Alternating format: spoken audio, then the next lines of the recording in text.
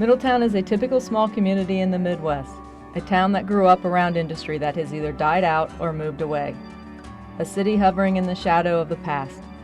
But newcomers have moved into the downtown, and with them they bring new ideas, a fresh breath of air trying to bring the color of life back into an old community.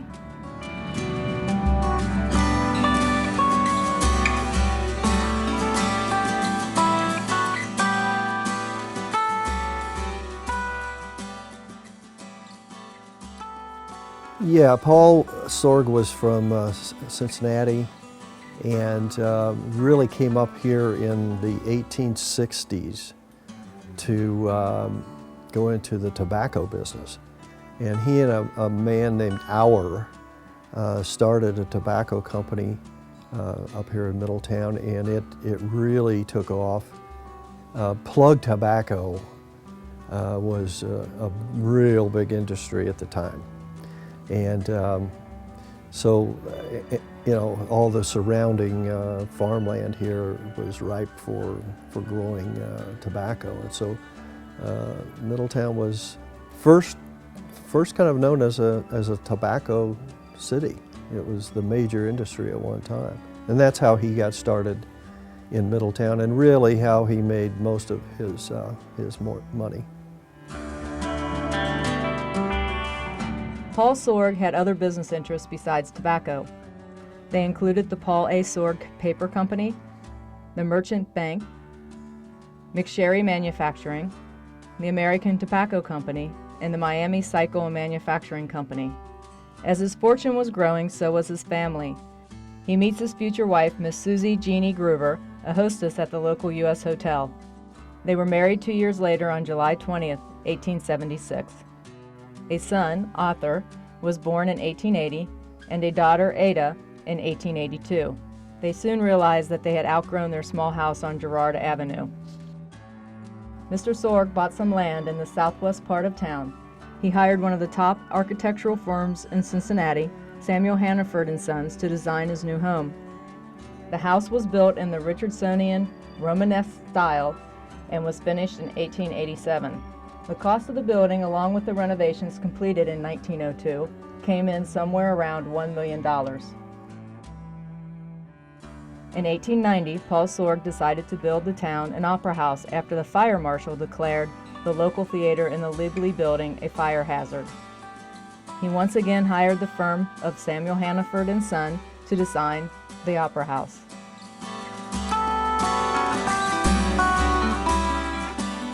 This is an old building. It isn't like any kind of building that would be built today.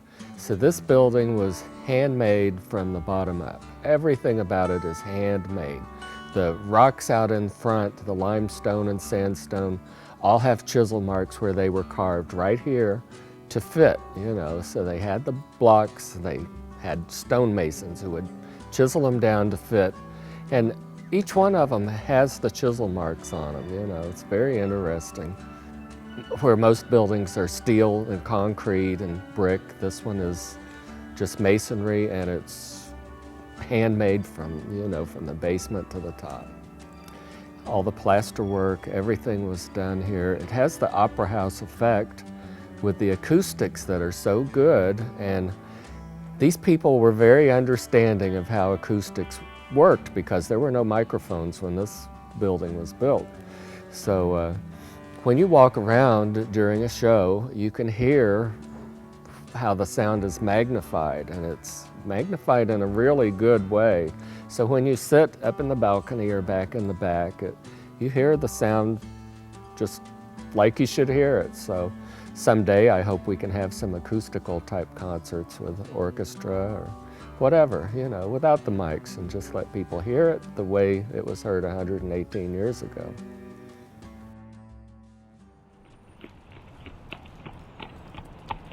Middletown Daily Signal, June 25th, 1891. Our opera opening.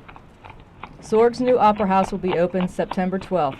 The attraction on that night will be Little Tycoon.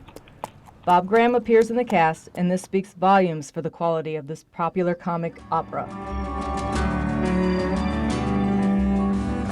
The The town was truly buzzing with activity in anticipation of the grand opening of their opera house. Local business ran ads inviting members of society to shop at their location in order to purchase the proper attire, right hat, get their hair dressed, and buy the brightest bauble. The opening night was going to be an affair of the century. The Middletown Daily Signal, in order to prepare the good folks in Middletown for the coming opera, published an article explaining the whole play. As anticipated, the opening night was greeted with a full house.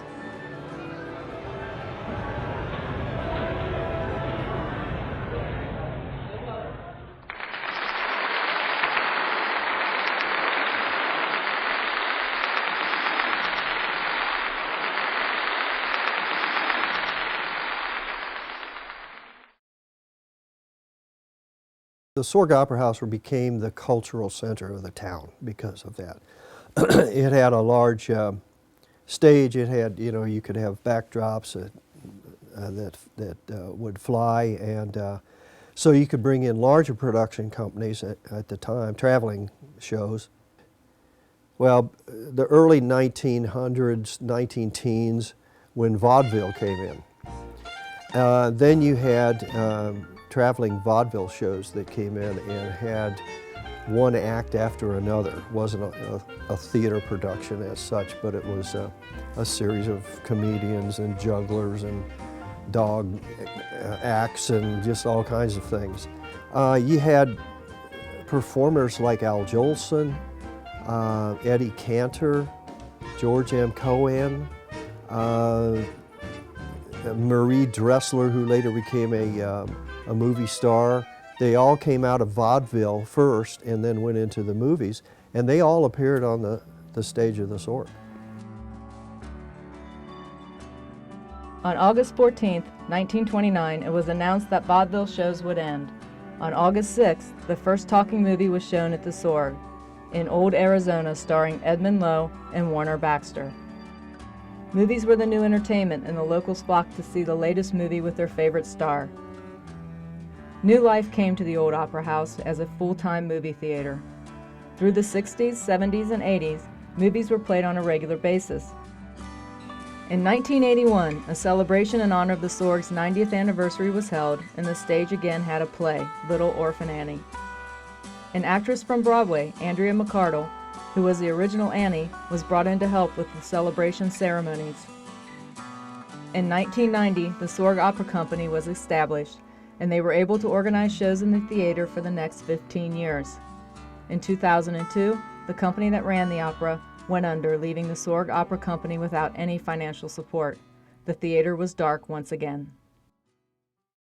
In 2005, a couple of resourceful gentlemen, Ed Hall and John Ross, had a vision for the building, and Road Apple Music moved in.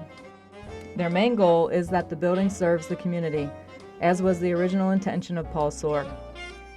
Ed's wife, Debbie, jumped on board and is today running the Opera House with her husband. There's always something happening at the Sorg. Today, the Opera House finds many new ways to keep the community interested and is a great resource for those who seek an unusual venue for their event. It is important for a community to preserve its history.